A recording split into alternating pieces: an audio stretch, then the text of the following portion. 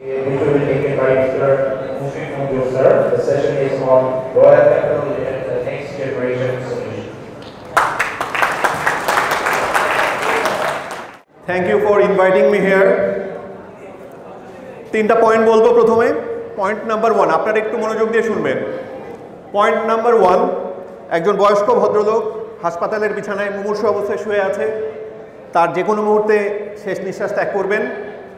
তো এমন সময় উনি ওনার ওয়াইফকে কাছে ডাকলেন এবং হাতটা ধরলেন, ধরার পরে বললেন যে আমার জীবনের শেষ ইচ্ছা, আমি সারা জীবনে যত অর্থ করি, সম্পদ যা কামিয়েছি, সম্পদগুলো তুমি ভোগ করো, আর যা অর্থ করি আমার আছে, আমার শেষ ইচ্ছা যে আমার কফিনের সাথে মাটির নিচে আমি সেই অর্থগুলো নিয়ে যাব।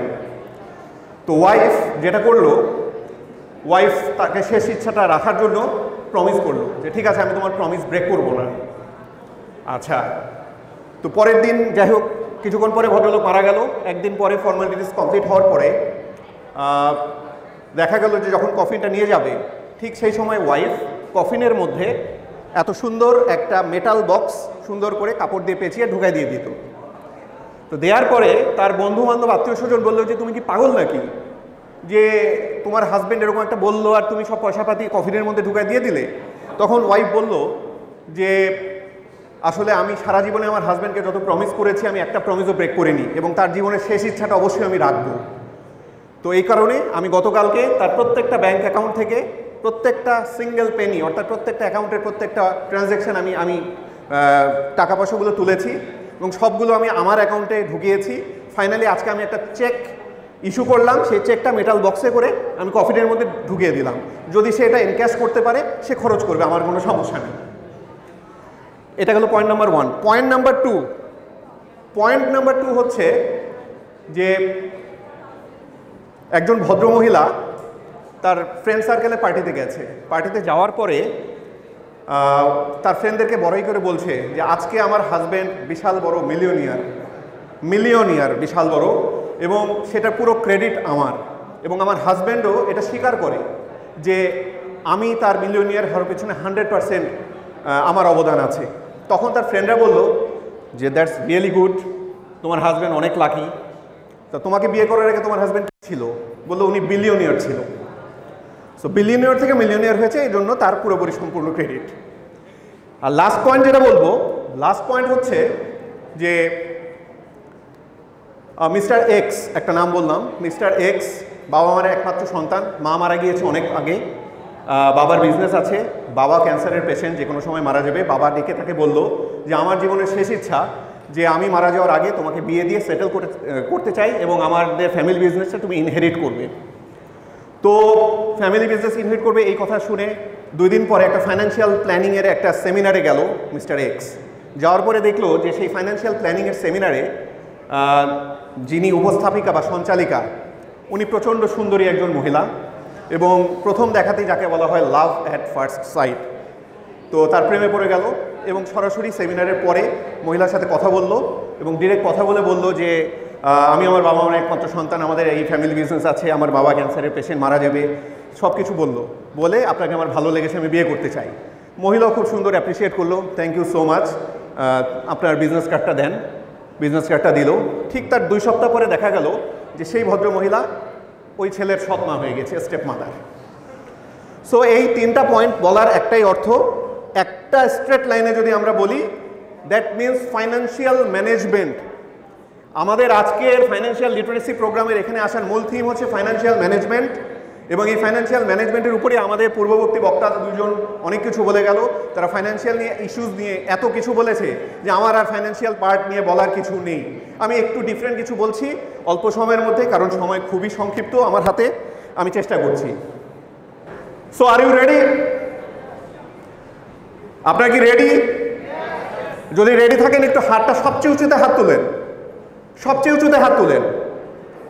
ভেরি গুড, সেই সাথে ভেরি ব্যাড, কারণ আমি দেখতে পেলাম যে আপনারা আপনাদের কমফোর্ট জোন থেকে বেরোতে পারছেন না। Just leave your comfort zone. আপনারা চেয়ারে বসে হাত তুলেন, যতটুকু কমফোর্ট আপনাদের আছে ততটুকু। আমি একজনকেও দেখলাম না যে কষ্ট করে একটু দাঁড়িয়ে, আমি বলছি সবচেয়ে উঁচুতে হাত তুলেন, কেউ একজনও দাঁড়িয়ে সবচেয়ে উঁচুতে হাত তুলতে পারলেন না।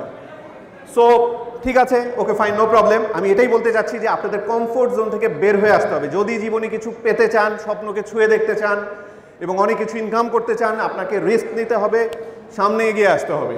সো একটা কোটি টাকার কোশ্চেন আপনাদের কাছে, কতজন কোটিপতিকে আপনারা চিনেন যারা ব্যাংকের সেভিংস অ্যাকাউন্টে প্রত্যেক মাসে টাকা জমিয়ে কোটিপতি হয়েছে? Is there anyone?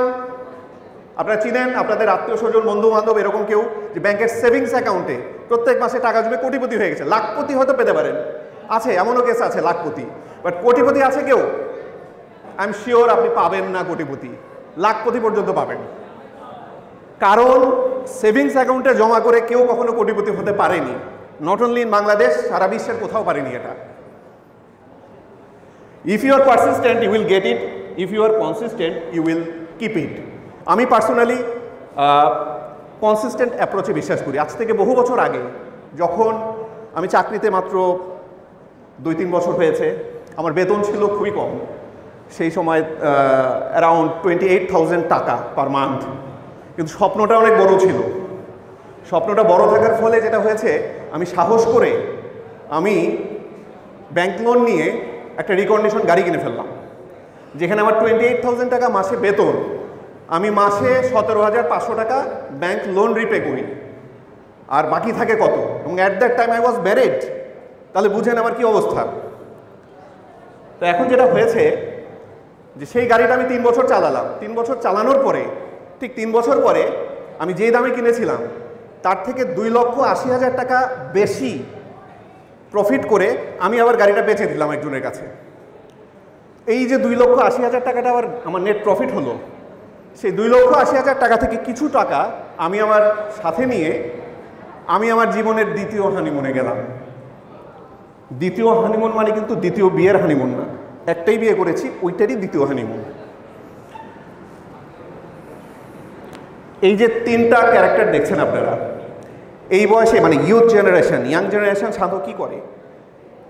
আমরা ইয়াং থাকতে সবাই বিল্লু, চাচা চৌধুরী, টিন এই ধরনের কমিক্স বইগুলো পড়েছি, সবাই পড়েছি কম বেশি। তো এখন যেটা হচ্ছে, কিন্তু এই বয়সেই তাদেরই সমসাময়িক বয়সে আরেকটা ছেলে একই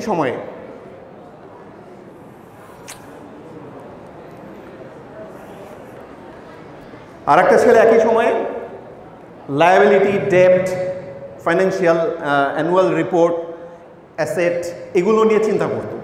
সেই ছেলেটা কে? আপনারা সবাই চিনেন, মিস্টার ওয়ারেন বাফেট, যিনি বর্তমান বিশ্বের শীর্ষ 3 জন ধনী ব্যক্তির একজন। আর এই যে এখানে একটা বই আছে, the intelligent investor by mister Benjamin Graham, 1949 সালে এই বইটা সর্বপ্রথম পাবলিশড হয়েছিল। ফাইন্যান্সিয়াল ইনভেস্টমেন্ট প্ল্যানিংয়ের উপরে সবচেয়ে বেস্ট বুক এখন পর্যন্ত। এবং মিস্টার ওয়ারেন বাফেট 1950 সালে এই বইটা প্রথম পড়েছে যখন তার বয়স ছিল 19 বছর। এবং এই বইটা তখন পড়ে তিনি বলেছিলেন যে, so far this is the best book I have ever read on financial planning and investment. এবং 2017 সালে এই বইয়ের রিভাইজড এডিশন একটা বেরিয়েছে। এবং মজার ব্যাপার হচ্ছে, সেই রিভাইজড এডিশনে মিস্টার ওয়ারেন বাফেট সেই বইয়ের প্রিফেস লিখেছে। এবং প্রিফেসের মধ্যেও তিনি লিখেছেন যে 1950 সালে আমি বলেছিলাম এটা বেস্ট বুক ইনভেস্টমেন্টের উপরে, এবং আজকে 2017 সালেও এই রিভাইজড এডিশনে আমি এই বইটা পড়ে দেখলাম এখন পর্যন্ত এই বইটাই বেস্ট বুক ফাইন্যান্সিয়াল ইনভেস্টমেন্ট প্ল্যানিংয়ের উপরে। সো আপনারাও চেষ্টা করতে পারেন এই বইটা কালেক্ট করে একটু পড়ার, ফাইন্যান্সিয়াল প্ল্যানিংয়ের উপরে আপনাদের কাজে লাগবে। এখানে একটা, যদিও এই ব্ল্যাক স্পটের কারণে দেখা যাচ্ছে না, আপনার ওই স্ক্রিনে দেখেন, আমরা $100 একটা USD কারেন্সি দেখছি, যেটার পিছনে আমরা প্রতিনিয়ত ছুটি। পাশে আর একটা দেখছি, এটাও $100। পার্থক্যটা হচ্ছে এটা মনোপলি গেমে আমরা খেলি, আর বাম পাশে একটা রিয়েল লাইফে আমরা অ্যাপ্লাই করি। তো কথা হচ্ছে, এটাকে আমরা বলতে পারি সিরিয়াস মানি ভার্সাস প্লে মানি। তো আপনি যখন মনোপলি খেলেন, প্রথম সেকেন্ড থেকে আপনার টার্গেট হচ্ছে যত বেশি সম্ভব জমি জমা অ্যাকুয়ার করা, বাড়ি বানানো, এটা আপনার টার্গেট। আমি কি ঠিক বললাম? Am I right? ওকে। কিন্তু সেই আপনি যখন আবার রিয়েল লাইফে আসেন, ইনভেস্টমেন্টের কথা যদি বলি, যে আপনি মনোপলিতে প্রথম সেকেন্ড থেকে ইনভেস্ট করতে চাচ্ছেন এই $100 দিয়ে, আর এই $100 আপনি ইনভেস্ট করার ক্ষেত্রে এত চিন্তা করতেছেন, এত ভয় পাচ্ছেন, রিস্ক নিচ্ছেন না। আপনি একটাই উত্তর আমাকে দিবেন, ভাই ওটা তো গেম, আর এটা রিয়েল লাইফ, এখানে আমার লস হলে পরে কি হবে? এখানে লস হলে পরে আমার সব শেষ হয়ে যাবে, আর ওখানে হারলে পরেও কোনো যায় আসে না। আমি জাস্ট একটা কথাই বলবো, life is full of game and adventure. জীবনটাই একটা খেলা, আমি আজকে আছি কালকে নাই, নিঃশ্বাসের বিশ্বাস নাই। লাইফ আমরা তো জীবন নিয়েই খেলছি, সেখানে আপনি ইনভেস্টমেন্ট নিয়ে এত স্কিমের এত চিন্তাভাবনা এত কেন ভয় করছেন? যারাই আজকে উপরে উঠেছে তারাই কিন্তু আজকে অনেক বেশি কিছু করেছে, এটা আপনাদের বুঝতে হবে। শেয়ার মার্কেটের ইনভেস্টমেন্ট সিনারি যদি দেখি, তিনটা দেশের মধ্যে কম্পেয়ার করলে, ইন্ডিয়া, বাংলাদেশ, ইউএসএ যদি দেখি, দেখেন বাংলাদেশে মাত্র 1.5%, আমি শেয়ার মার্কেটের ইনভেস্টমেন্টের সিনারি বলছি, হোয়ারএজ ইন্ডিয়াতে 4% আর ইউএসএতে 55%। অর্থাৎ ওখানে প্রচুর লোক শেয়ার মার্কেটে বিজনেসে স্টক বিজনেস করে এবং তারা ওখান থেকে অনেক বেশি লাভবান হচ্ছে জন্যই তারা আরও বেশি সংখ্যক মানুষ ইনভেস্ট করছে। তো আমাদের দেশে 1.5% এত পুয়ার কেন? বিকজ ল্যাক অফ অ্যাওয়ারনেস, আমাদের সেলফ এডুকেশন নাই, এটার উপরে আমাদের কোনো প্রপার নলেজ নেই, প্রপার গাইড নাই, কোনো কিছুই নেই, যে কারণে আজকে 1.5% মাত্র ইনভেস্টমেন্ট, যে কারণে আমরা ফাইন্যান্সিয়াল লিটারেসি প্রোগ্রাম নিয়ে আজকে আপনাদের সামনে হাজির হয়েছি। একটা মিথ আছে যে not many people make money in stocks, কিন্তু রিয়েলিটি হচ্ছে আপনি যদি লং টার্মে স্টক বিজনেস করেন, লেগে থাকেন, ধৈর্য ধরেন, ডেফিনেটলি আপনি এখান থেকে একটা ভালো রিটার্ন আপনি নিয়ে আসতে পারবেন। Mister JM. বিলাল, ইনি একজন পাকিস্তানি ইনভেস্টর, মাত্র 22 বছর বয়সে স্টক বিজনেস শুরু করেছে, আজকে কোটিপতি। মিস্টার আয়ুষ জৈন, মাত্র 17 বছর বয়সে ইন্ডিয়ান ইনভেস্টর, স্টক বিজনেসে ইনভেস্ট করেছে, আজকে কোটিপতি। মিস্টার শেরিয়ার শওকত, ব্রিটিশ সিটিজেন, 20 বছর বয়সে ইনভেস্ট করে আজকে কোটিপতি। আপনারা আই হোপ তাদের বয়সের থেকে বেশি বয়স, আপনাদের 20 পার হয়ে নিশ্চয়ই 21, 22, 23, 24 হবে, আপনারা এখন পর্যন্ত এই স্টেপ কিছুই নেননি। আর পরিচিতর মধ্যে যদি বলি, মিস্টার রাকেশ ঝুনঝুনওয়ালা, ইন্ডিয়াতে খুবই পরিচিত একটা নাম, উনি দেখেন $4.3 বিলিয়ন নেটওয়ার্থ, পুরোটাই স্টক মার্কেট থেকে ইনকাম করেছে। আর মিস্টার রাধাকিষণ দামানি, উনি হচ্ছেন ইন্ডিয়ার ওয়ারেন বাফেট, $15.4 বিলিয়ন এবং তার 90% উনি স্টক বিজনেস করে অ্যাচিভ করেছেন। এগুলো সব আমাদের জন্য আসলে অনেক বেশি ইন্সপাইরেশনাল, এটা বুঝতে হবে আপনাদের। রয়্যাল ক্যাপিটালের জার্নি 96-এ শুরু করেছি আমরা, আজকে 2022, 26 বছর হয়ে গেছে। এই 26 বছরে আমাদের অনেক চড়াই উতরাই অনেক কিছু আমরা করেছি এবং দেখেন আপনি 2010 সালে আমাদের টোটাল ব্রাঞ্চ ছিল মাত্র 11টা, আজকে 2022-এ এসে আমাদের ব্রাঞ্চ 15টা হয়েছে, সেই সাথে আমরা ডিজিটাল বুথ দিয়েছি আরও 10টা। আমরা প্রতিনিয়ত এগিয়ে যাচ্ছি, সারা বাংলাদেশের আনাচে কানাচে ছড়িয়ে যাচ্ছে, আমাদের প্রচুর 1 লাখের উপরে আমাদের ক্লায়েন্ট আছে। সো আমাদের জার্নিটা কিন্তু অনেক পুরনো, বাজারে এখন অনেক হাউস আছে, 300টার মতো হাউস আছে, কিন্তু আমরা গর্বের সাথে বলতে পারি যে we are the number 1 retail brokerage house in Bangladesh. আমরা 2017 সালে এসসিবি থেকে অ্যাওয়ার্ড পেয়েছি হাইয়েস্ট বিএফটিএন এর জন্য এবং 2019-এ highest number of IPO application আমরা হ্যান্ডেল করেছি। আমাদের কি সার্ভিসগুলোর মধ্যে আছে বিভিন্ন ধরনের প্ল্যাটফর্ম, টুলস, অনলাইনের, মোবাইল, ডেস্কটপ ট্রেডিং আছে, আমাদের রিসার্চ সাপোর্ট আছে এবং আমাদের সবচেয়ে বড় কথা ফ্রি ইনভেস্টমেন্ট এডুকেশন, এটা আমরা প্রোভাইড করে থাকি। আর একটা প্লাস পয়েন্ট হচ্ছে আমাদের একজন এক ঝাঁক ডেডিকেটেড নিয়োজিত কর্মী আছে যারা কাস্টমার কেয়ারের সাথে সংযুক্ত এবং আপনাদের সকল ধরনের আপনাদেরকে সেবা দেওয়ার জন্য সবসময় প্রস্তুত। আমাদের ডেডিকেটেড R&D টিম থেকে বিভিন্ন সময় বিভিন্ন রকমের পাবলিকেশনস এবং রিপোর্ট আমাদের প্রতিনিয়ত বের হচ্ছে, আপনারা এখান থেকে অনেক কিছু হেল্প পাবেন, বিভিন্ন কোম্পানি শেয়ার সম্পর্কে জানতে পারবেন, অনেক কিছুই এখানে ইন্ডাস্ট্রি, কোম্পানি, আইপিও অ্যানালিটিক্স সম্পর্কে আপনাদের অনেক কিছু জানার আছে। আপনারা চাইলে আমাদের কোম্পানির এই সমস্ত ফ্রি রিপোর্টগুলো পেতে পারেন আমাদের সাথে যোগাযোগ করে, কিংবা আমাদের কিছু বই আছে সেগুলো আপনারা কিনেও নিতে পারেন।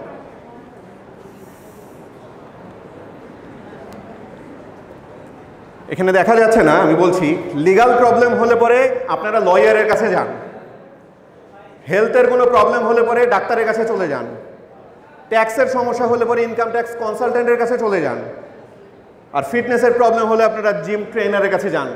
কথাগুলো কি সত্যি?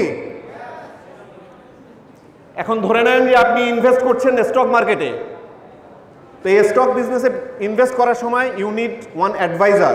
আপনার অ্যাডভাইজার কে দেখে নেওয়া যাক।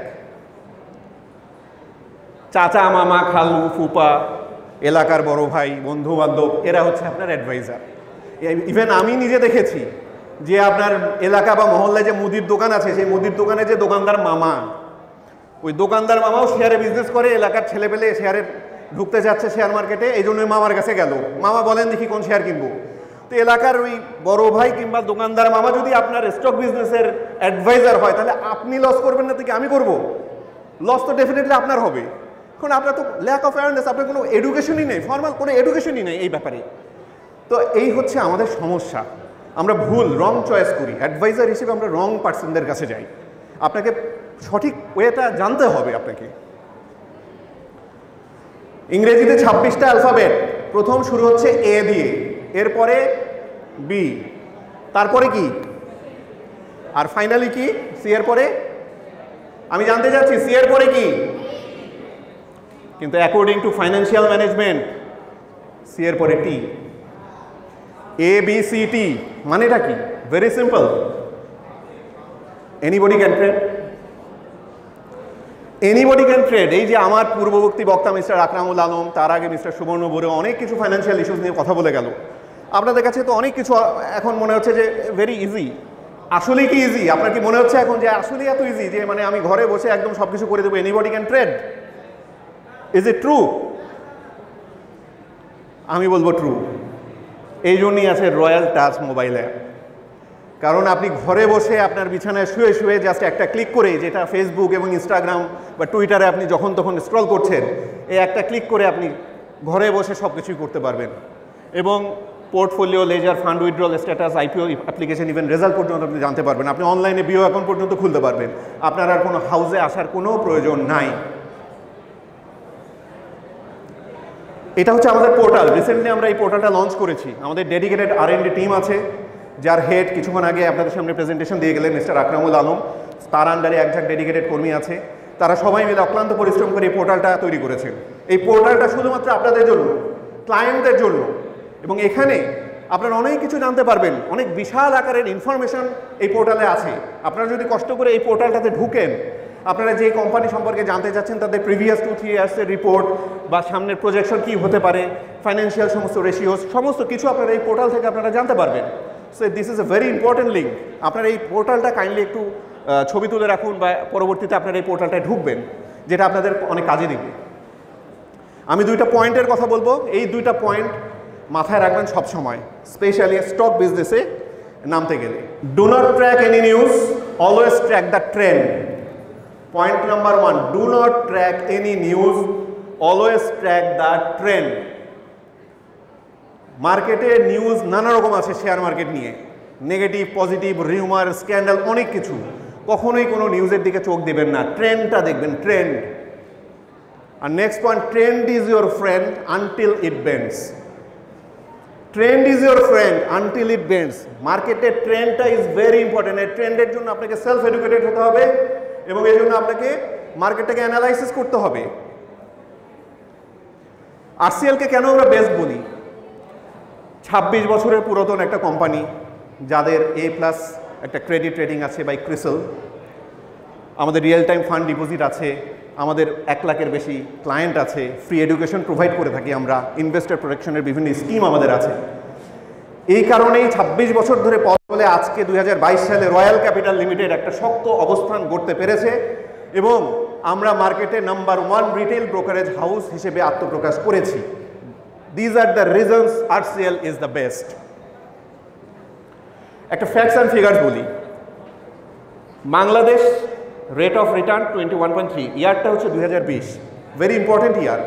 2020 ছিল কোভিডে আক্রান্ত একটা বছর এবং পিক সময় ছিল কোভিডের। সেই সময়ে বাংলাদেশ সহ আশেপাশের দেশগুলো, যেগুলো আপনারা যদি দেখেন, সেই দেশগুলোতে যে রেগুলেটরি বডি আছে, প্রত্যেকটা দেশে একটা রেগুলেটরি বডি আছে যাদের নিজস্ব স্টক মার্কেটের তারা হ্যান্ডেল করে। সেই সমস্ত মার্কেটগুলো যদি রেট অফ রিটার্ন দেখেন, বাংলাদেশ সবচেয়ে হাই 21.3%, ওয়াইরাজ ইন্ডিয়া, পাকিস্তান সবাই নিচে। আর আপনি যদি ফিলিপিন্স অথবা থাইল্যান্ডে তাকান, সেগুলো তো মাইনাসে চলে গেছে। তাহলে আপনি এরপরও বলবেন যে শেয়ার মার্কেটে ভয় পাচ্ছেন? This is the authentic report. এই রিপোর্ট যদি অথেন্টিক হয়ে থাকে, তাহলে পরে আপনি কেন স্টক মার্কেট নিয়ে এত ভয় পাচ্ছেন? কেন আপনি রিস্ক নিতে এত ভয় পান? আপনার জাস্ট দরকার প্রপার গাইডলাইন এবং প্রপার গাইডেন্স। তো আপনি সেলফ এডুকেটেড হন, আপনাকে কারোর উপর ডিপেন্ডেন্ট হতে হবে না। গোল্ডেন স্টেটমেন্ট, এটা সম্পর্কে আর বেশি কিছু বলি না, কারণ অলরেডি আমার প্রিভিয়াস বক্তা তারা বলে গিয়েছে। ফান্ডামেন্টাল আর একটা হচ্ছে টেকনিক্যাল। ফান্ডামেন্টাল নিয়ে অলরেডি আকরাম সাহেব অনেক কিছু বলেছে, আমি সেগুলোর মধ্যে আর যাচ্ছি না, আর যেহেতু আমাদের সময়ও বেশ কম। তা ফান্ডামেন্টাল অ্যানালাইসিস একটু বড়, এগুলো সম্পর্কে, এই পয়েন্টগুলো সম্পর্কে ডিটেল জানলে পরে আপনি ফান্ডামেন্টাল অ্যানালাইসিস করতে পারবেন একটা শেয়ারে। আর টেকনিক্যালের মধ্যে প্রাইস ট্রেন্ড সাথে ভলিউমটাও আছে, যেটা এখানে অ্যাড করা হয়নি। জাস্ট এই দুটো তো আপনাদেরকে বেশি পড়াশোনার দরকার নেই, আপনারা টেকনিক্যাল অ্যানালিসিসটা করেন, তাহলে পরেই মোটামুটি একটা ধারণা পেয়ে যাবেন, সেলফ এডুকেটেড হতে পারবেন।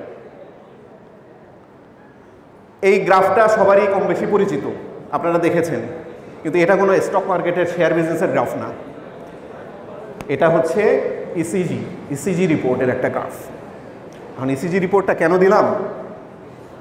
ধরেন আপনার প্রতিবেশী মাঝরাতে রাত 2টার সময় বুকে পেইন হচ্ছে, হার্টের পেইন উঠলো, আপনারা সবাই মিলে তাকে অ্যাম্বুলেন্সে করে নিয়ে গেলেন হচ্ছে ন্যাশনাল হার্ট ফাউন্ডেশন, সোহরাওয়ার্দী কিংবা ল্যাবেট কার্ডিয়াকে। নিয়ে যাওয়ার পরে ইমার্জেন্সিতে ভর্তি হওয়ার পরে ডাক্তার সর্বপ্রথম ওনাকে ইসিজি করবে। অ্যান্ড দিস ইসিজি, এটা হচ্ছে টেকনিক্যাল অ্যানালাইসিস। এই ইসিজিটা দিলাম এই কারণে যে এটা হচ্ছে আপনার টেকনিক্যাল অ্যানালাইসিস। এখন যদি ডাক্তার ফান্ডামেন্টাল অ্যানালাইসিস করতে চায় ওই রাত 2টার সময় পেশেন্টকে ভর্তি করার পরে, তাহলে বলবে আপনার ফুড হ্যাবিট কী ছিল, কালকে কি খেয়েছেন, লিভিং প্যাটার্ন কীরকম, পলিউশনের মধ্যে ছিল কি না, স্মোকার না নন স্মোকার, দিনে কয়টা সিগারেট খান আপনি, অ্যালকোহলের অভ্যাস আছে কি না, রেড মিটের কি অবস্থা, আপনার খাবারে তেল ঘি কতটা অয়েলি ফুড খান আপনি। এই বিস্তারিত আলোচনা যদি করতে যায় তাহলে পরে রোগীর আর বাঁচার সম্ভাবনা নাই। ওই ফান্ডামেন্টাল অ্যানালাইসিস রাত 2টার সময় ডাক্তার করলে সব শেষ। ডাক্তার টেকনিক্যাল অ্যানালাইসিস করে, হুইচ ইজ ইসিজি রিপোর্ট। এরপরে ফার্দার আরও টেস্ট করছে, ইকো করছে, বা ফার্দার প্রয়োজন পড়লে এনজিওগ্রামে যাচ্ছে। সো মনে রাখবেন, technical analysis is very important for a stock business. British investor mister John Templeton 4টা শব্দের কারণে বলেছে শেয়ার মার্কেটে সবাই ভুল করে। This time it's different. এই 4টা শব্দ, বাড়তে থাকে শেয়ার, আমি বেচবো না, কালকে আরও লাভ হবে, কালকে আরও লাভ হবে, দিস টাইম ইটস ডিফারেন্ট। দেখা গেল পতন হয়ে গেল শেয়ারে, আমি লস খেয়ে গেলাম। আবার শেয়ার পড়তে থাকছে, আরও পড়বে, আরও পড়বে, আমি বসে আছি, বা আমি আরও কেনার জন্য চেষ্টা করছি যে কিনে রাখি, সেটা বেড়ে গেল। So this time it's different. এই 4টা শব্দ হচ্ছে মেইন থিম শেয়ার মার্কেটে মানুষের পতনের। ক্রিকেট তো আমরা সবাই ভালোবাসি, বাম পাশের ছবিটা হচ্ছে রাহুল দ্রাবিড়, সবাই চিনেন, আর ডানে হচ্ছে শাহিদ আফ্রিদি। তো শেয়ার মার্কেটে আপনাকে রাহুল দ্রাবিড়ের অ্যাপ্রোচ নিতে হবে, যিনি দি ওয়াল নামে পরিচিত। এখন আপনি যদি টেস্ট ম্যাচে শাহিদ আফ্রিদির ব্যাটিং করেন, হয়তো 10 বলে 30 রান করলেন, এই রান আপনার কোনো ভ্যালুই ক্রিয়েট করবে না। ওয়ারাজ আপনি 100 বলে 20 রান করেন, সেটা আপনার কাজে দিবে। শেয়ার মার্কেটে ধৈর্য সহকারে আপনাকে বসে থাকতে হবে। শেয়ার মার্কেট হচ্ছে একটা ডিভাইস, যেই ডিভাইসের মধ্যে ইমপেশেন্ট পার্সনদের পকেট থেকে টাকা পয়সা ওই ডিভাইসের মাধ্যমে প্রসেস হয়ে ধৈর্যশীল ব্যক্তিদের পকেটের মধ্যে ঢুকে যায়। This is stock business, this is share market. এটা আপনাদের বুঝতে হবে। সো আপনাদেরকে এই রাহুল দ্রাবিড়ের অ্যাপ্রোচে লং টার্মের প্ল্যান করতে হবে। আপনি আজকে ইনভেস্ট করে কালকে রিটার্ন চাইলে পরে হবে না সেটা। আর উইকেট কি? উইকেট হচ্ছে আপনার capital, which is very important. Wicket বাঁচায় রাখতে হবে আপনাকে। এই জন্যই বলা হয়েছে যে not losing wicket is important. Formal education will make you a living, self education will make you a fortune, Jim Rohn বলেছেন। খুবই ইম্পর্টেন্ট একটা কথা। আপনারা তো ইউনিভার্সিটির স্টুডেন্ট, আপনারা ফর্মাল এডুকেশন সব নিচ্ছেন, কিন্তু আমরা আজকে এসেছি ফাইন্যান্সিয়াল লিটারেসি প্রোগ্রাম নিয়ে আপনাদের সামনে। আপনারা স্টক বিজনেস, শেয়ার মার্কেট নিয়ে, ফাইন্যান্সিয়াল প্ল্যানিং নিয়ে আপনারা সেমিনারে পার্টিসিপেট করবেন, আপনারা পড়াশোনা করবেন, সেলফ এডুকেটেড হবেন। সেটা আপনাদের স্বপ্নকে ছুঁতে সাহায্য করবে। ফর্মাল এডুকেশন আপনাকে স্বপ্ন দেখাবে, কিন্তু স্বপ্ন যদি ছুঁতে চান আপনাকে সেলফ এডুকেটেড হতে হবে। This is the theme of this program today. So আমি আর কথা বাড়াচ্ছি না, যেহেতু সময় সংক্ষিপ্ত। জাস্ট লাস্টে একটা কথাই বলছি যে মিস্টার নাভেদ আবদালি, উনি একজন ফাইন্যান্সিয়াল রিপোর্টিং অ্যানালিস্ট, নাম করা একজন অ্যানালিস্ট। উনি একটা কথা বলেছেন খুবই important, you must start investing as early as possible. Yesterday was better than today and today is better than tomorrow, so don't wait for a significant market drop. এই কথাটা আপনারা মনে রাখবেন স্টক বিজনেস করতে গেলে, শেয়ার মার্কেটে। This is very very very important একটা quotation. So আপনারা ভালো থাকবেন। আমি আশা করি আপনাদেরও যাওয়ার একটা তাড়া আছে, আপনাদের 4:30টার সময় বাস চলে গেছে। বলার চাইলে অনেক কিছু, আরও অনেক কিছু ছিল, আমি জাস্ট সময় সংক্ষিপ্ত করে ফেললাম, আর বেশি কিছু বললাম না। জাস্ট একটা কথাই যাওয়ার আগে বলছি, সেটা হচ্ছে যে স্পেকুলেটর এবং রিয়েল ইনভেস্টর, আপনাদেরকে হতে হবে রিয়েল ইনভেস্টর। স্পেকুলেটর হলে চলবে না। স্পেকুলেটরদের গ্রিড এবং ফিয়ারটা অনেক বেশি থাকে, ইমোশনস অনেক বেশি থাকে। যখন দেখবেন যে রিয়েল ইনভেস্টররা সেল করে দিচ্ছে সেই সময় স্পেকুলেটররা শেয়ার বাই করে, আবার যখন রিয়েল ইনভেস্টররা বাই করছে তখন এই স্পেকুলেটররা তারা আবার সেল করতে থাকে, তারা কমপ্লিটলি অপোজিট রিয়েল ইনভেস্টরদের। So always try to follow real investors strategy. স্পেকুলেটরের স্ট্র্যাটেজি নিলে পরে আপনাদের হবে না কিছু। So with that I conclude my presentation. Wish you all the best. আবার হয়তো দেখা হবে আপনাদের সাথে। Thank you so much.